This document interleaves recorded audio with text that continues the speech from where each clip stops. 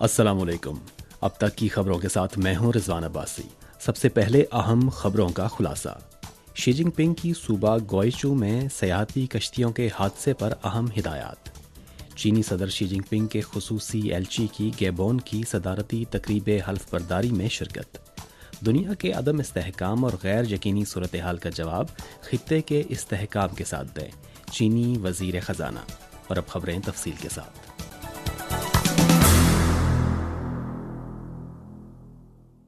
4 مئی کو 4 سیاحتی کشتیاں چین کے صوبہ گوئچو کے بے جیے شہر کے ایک سیاحتی مقام پر تیز ہوا کے باعث پانی میں الٹ گئیں۔ حادثے میں اب تک 10 افراد جاں بحق ہو چکے ہیں، جبکہ 70 افراد طبی امداد کے لیے ہسپتال میں زیر علاج ہیں۔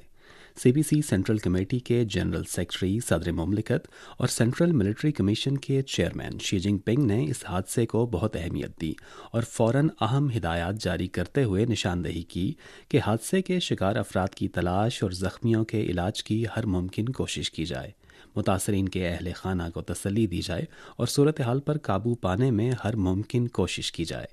شی جن پنگ نے اس بات پر زور دیا کہ حال ہی میں کچھ مقامات پر سیکیورٹی حادثات کا ایک سلسلہ پیش آیا ہے، جس کے نتیجے میں بڑے پیمانے پر جانی نقصانات ہوئے ہیں۔ تمام خطوں اور متعلقہ محکموں کو گہرائی سے سبق سیکھنا چاہیے، تمام فریقوں کو ذمہ داریوں کو مزید مستحکم کرنا چاہیے، حفاظتی اقدامات کو مضبوط بنانا چاہیے اور بڑے اور غیر معمولی طور پر سنگین سیکیورٹی حادثات کو سختی سے روکنا چاہیے۔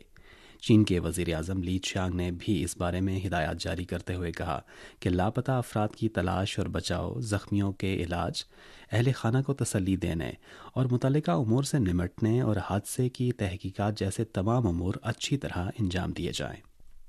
گیبون کے صدر انگوما کی دعوت پر چین کے صدر شی جن پنگ کے خصوصی ایلچی اور قومی عوامی سیاسی مشاورتی کانفرنس کے نائب صدر مو ہونگ نے 3 تاریخ کو گیبون کے دارالحکومت لیبریول میں صدر انگوما کی حلف برداری کی تقریب میں شرکت کی۔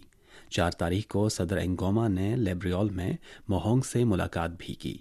ملاقات کے دوران مو ہونگ نے صدر انگوما کو شی جن پنگ کی جانب سے سلام اور نیک خواہشات پیش کی اور کہا کہ چین گیبون کے ساتھ تعلقات کی ترقی کو بہت اہمیت دیتا ہے اور دونوں ممالک مل کر روایتی دوستی سے قوت حاصل کرنے، باہمی اعتماد کو بڑھانے اور باہمی فائدے کے اصول پر آگے بڑھنے کے لیے کوشش جاری رکھیں گے تاکہ چین گیبون جامع اسٹریٹجک شراکت داری کو نئی بلندیوں تک پہنچایا جا سکے۔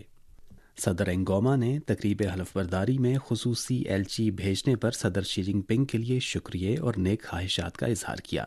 انگوما نے کہا کہ گیبون چین کے ساتھ روایتی دوستی کو بہت اہمیت دیتا ہے اور ایک چین کے اصول کی پختہ طور پر پاسداری کرتا رہے گا، چین کے ساتھ ہر میدان میں عملی تعاون کو گہرا کرے گا اور 2 طرفہ تعلقات میں مزید ترقی کو حاصل کرنے کی کوشش کرتا رہے گا۔ مقامی وقت کے مطابق 4 مئی کو 28ویں آسیان، چین، جاپان اور جنوبی کوریا 10+3 وزرائے خزانہ اور مرکزی بینکس کے گورنرز کا اجلاس اٹلی کے شہر میلان میں منعقد ہوا۔ اجلاس کے دوران چینی وزیر خزانہ لان فوان نے کہا کہ موجودہ عالمی معاشی صورتحال میں گہری تبدیلیاں آ چکی ہیں، گلوبلائزیشن کو مشکلات کا سامنا ہے، یک طرفہ اور تحفظ پسندی میں اضافہ ہوا ہے اور غیر مستحکم اور غیر یقینی عوامل میں نمایاں اضافہ ہوا ہے۔ اس دوران 10+3 علاقائی معیشت نے مضبوط لچک کا مظاہرہ کیا ہے۔ اس میں ترقی کی بہت گنجائش موجود ہے، لیکن اسے پیچیدہ اور شدید اندرونی اور بیرونی چیلنجز کا بھی سامنا ہے۔ تمام فریقین 10+3 رہنماؤں کے اجلاس میں طے پانے والے اتفاق رائے پر سختی سے عمل درآمد کریں، کثیر الجہتی اور آزاد تجارت کی پاسداری کریں، میکرو پالیسی مواصلات اور کوارڈینیشن کو مضبوط بنائیں، علاقائی تجارت اور سرمایہ کاری تعاون کو گہرا کریں، پروڈکشن اور سپلائی چینز میں استحکام اور ہم آہنگی کو برقرار رکھیں اور علاقائی اقتصادی اور مالیاتی استحکام اور انضمام میں زیادہ سے زیادہ حصہ ڈالیں۔ ان کا مزید کہنا تھا کہ اپریل کے اوائل میں منعقدہ ہمسایہ ممالک سے متعلق سینٹرل ورک کانفرنس میں چین نے پڑوسی ممالک کے ساتھ اسٹریٹجک باہمی اعتماد کو مستحکم کرنے، ترقی اور انضمام کو گہرا کرنے اور ایک بہتر مستقبل تشکیل دینے کے لیے مل کر کام کرنے کی تجویز پیش کی۔ چین 10+3 کے تمام فریقوں کے ساتھ مل کر کھلے پن، شمولیت، یکجہتی اور تعاون کو برقرار رکھنے اور علاقائی مالیاتی تعاون کو گہرا کرنے کے لیے تیار ہے اور ہمیں دنیا کے عدم استحکام اور غیر یقینی صورتحال کا جواب خطے کے استحکام اور یقین کے ساتھ دینا چاہیے۔ 3 مئی کو امریکہ میں چینی سفارت خانے نے ایک اوپن ڈے اور گانسو صوبے کی پروموشنل تقریب کا انعقاد کیا۔ امریکہ میں چینی سفیر شے فینگ نے تقریب میں شرکت کی اور تقریر کی۔ شے فینگ نے نشاندہی کی کہ اقتصادی اور تجارتی تعلقات زیرو سم گیم نہیں ہیں۔ امریکہ نے بین الاقوامی تجارت سے بہت فائدہ اٹھایا ہے اور نہ صرف دنیا بھر سے اعلیٰ معیار اور کم قیمت سامان سے لطف اندوز ہوا ہے، بلکہ مالیات، سائنس اور ٹیکنالوجی اور خدمات جیسے ہائی ویلیو شعبوں میں بھی واضح فوائد حاصل کیے ہیں۔ صرف 2022 میں چین میں امریکی کمپنیوں کی سیلز امریکہ میں چینی کمپنیوں کی سیلز کے مقابلے میں $400 ارب زیادہ تھیں۔ مجموعی طور پر چین اور امریکہ کے درمیان اقتصادی اور تجارتی تعاون متوازن اور باہمی فائدہ مند ہے۔ محصولات کا اندھا دھند نفاذ دوسرے ممالک کے ساتھ امریکہ کو بھی نقصان پہنچا رہا ہے۔ ہم ٹیرف کی جنگ نہیں لڑنا چاہتے، لیکن ہم ایسا کرنے سے ڈرتے نہیں ہیں۔ ہم نہ صرف اپنے جائز حقوق اور مفادات بلکہ بین الاقوامی اقتصادی اور تجارتی نظام کا بھی تحفظ کرتے ہیں۔ اگر امریکہ بات چیت کے لیے تیار ہے تو اسے برابری، احترام اور باہمی تعاون کا رویہ اپنانا چاہیے۔ شے فینگ نے اس بات پر زور دیا کہ اس سے کوئی فرق نہیں پڑتا کہ بین الاقوامی صورتحال کیسے تبدیل ہوتی ہے۔ چین اعلیٰ معیار کی ترقی اور اعلیٰ سطح کے کھلے پن کی یقین دہانی کے ساتھ بیرونی غیر یقینی صورتحال کا جواب دینا جاری رکھے گا۔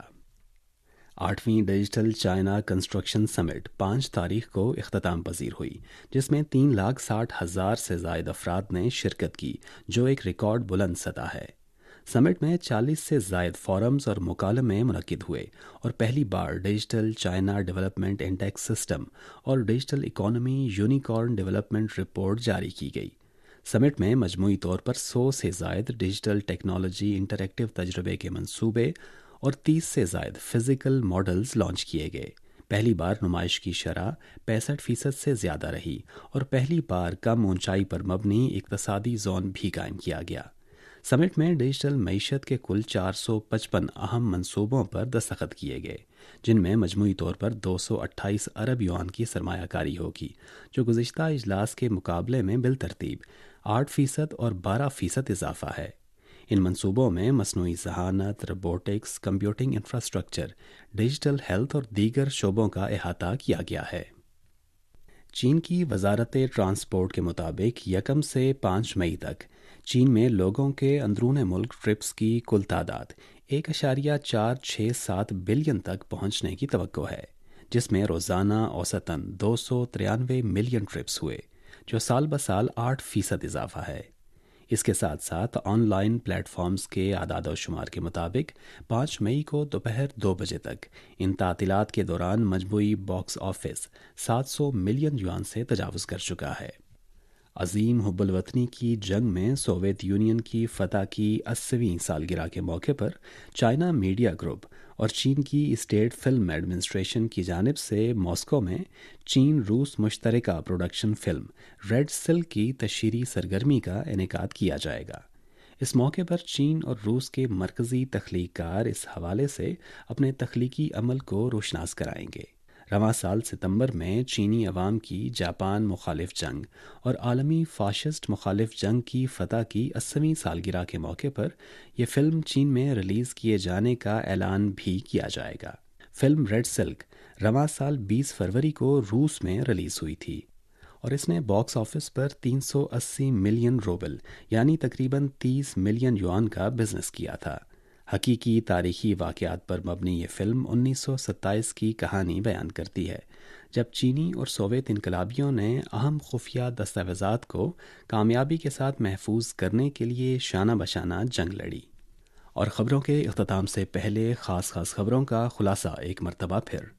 شی جن پنگ کی صوبہ گوئچو میں سیاحتی کشتیوں کے حادثے پر اہم ہدایات۔ چینی صدر شی جن پنگ کے خصوصی ایلچی کی گیبون کی صدارتی تقریب حلف برداری میں شرکت۔ دنیا کے عدم استحکام اور غیر یقینی صورتحال کا جواب خطے کے استحکام کے ساتھ دیں، چینی وزیر خزانہ۔ یہ تھیں اب تک کی اہم خبریں۔ رضوان عباسی کو اجازت دیجیے۔